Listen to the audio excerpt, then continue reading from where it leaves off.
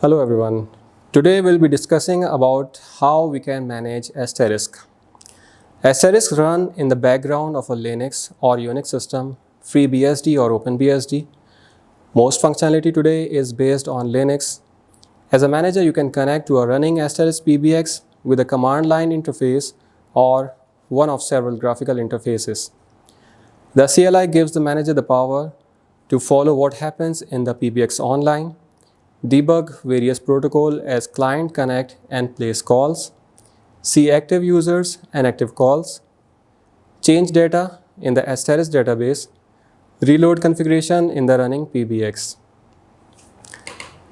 This is all about how we can manage asterisk.